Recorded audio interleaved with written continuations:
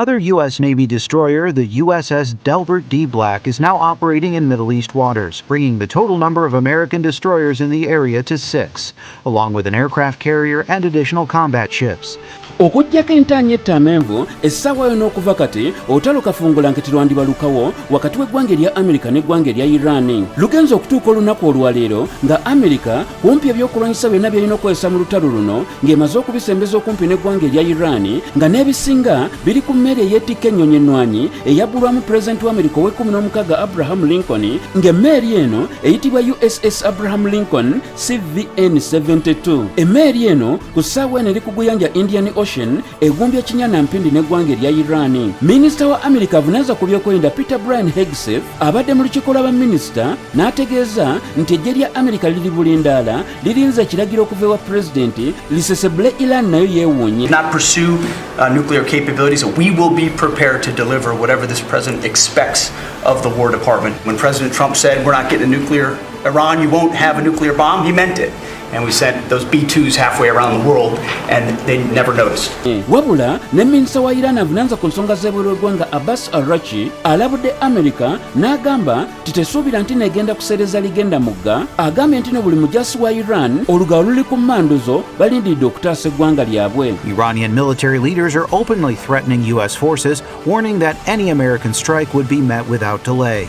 The IRGC Army spokesman said on state television a decisive response will be delivered instantly, adding that U.S. bases and aircraft carriers are within the range of our medium-range missiles. Amawanga gano gombi Amerika ne Iran gamaze emyaka egisukka ne 40 nga gali kabwanango nga buli limu terirabawo linnaalyo ne gabadde tegalwanangako butereevu nga buli limu litunuza emmundu mu linnaalyo. Okuva lwe waaliwo enkyukakyuka ez'omuggundo mu ggwanga erya Iran mu mwaka gwa 1979 ezimanyiddwa nga 1979 Islamic Revolution ezaakulemberwamu Ayatollah Ruhollah Khomeini ezaaviirako okuwera obwakabaka obwakulemberanga eggwanga erya Iran, Amerika teddangamu kukwatagana na Iran. Wabula newankubadde ebbanga ddene nga baneneŋŋana singa ku luno banaalwanagana lwe lugenda okubeera olutalo olusookedde ddala amawanga gano gombi Amerika ne Iran okwekuba obutereevu. Mu mwaka gwa 1987 ng'ennaku z'omwezi 16 omwezi ogw'ekkumi lwali lunaku lwakutaano, Amerika yalumbako ku ggwanga erya Iran mu kikwekweto kye yatuuma Operation Nimbo Aka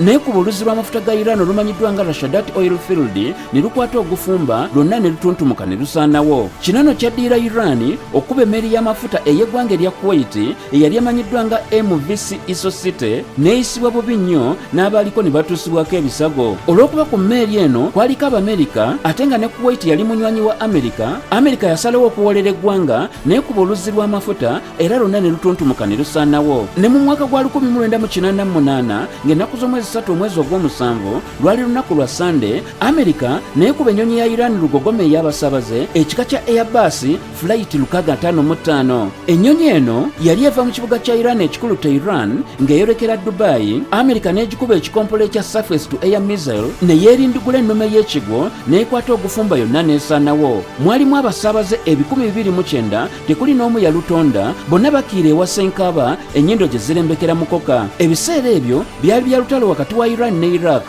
era Amerika eyali ku sayidi ya Iraq yategeeza yali erabye ng'eno yali ennyonyi ennwanyi ekika kya F-14 Tomcat kwe kugibalula n'egwa ku ttaka. Kano katwalibwa okuba akatyabaga k'ennyonyi akakyasinze okubeerako omutawone mu ggwanga erya Iran n'okutuusa kati. Ng'ogyeko ekyo era zaali ennaku z'omwezi 3 omwezi ogwa January omwaka 2020 lwali lunaku lwakutaano, Amerika n'etemula omuduumizi w'eggye lya Iran erya Quds Force ng'ono yali ayitibwa General Qasem Soleiman. Ono ekyewuunyisa, Amerika ku biragiro bya Donald John Trump yamuttira mu ggwanga lya Iraq yali yakava ku kisaawe ky'ennyonyi ekimanyiddwa nga Baghdad International Airport ng'agenda okusinkana Ssaabaminisita wa Iraq Adil Abdul Mahdi. Drone n'emusesebbula yenna n'asigala bulere n'abantu 10 abaali mu lusegende lw'emmotoka mwe yali atambulira nabo ne bafa. Amerika ezeesojja eggwanga erya Iran ne babadde tebeekubangako obutereevu. Singa ku luno lunaabalukawo gwe kugenda okubeera omulundi ogusookedde ddala Amerika ne Iran okwekuba obutereevu. Nze Lubwama Richard.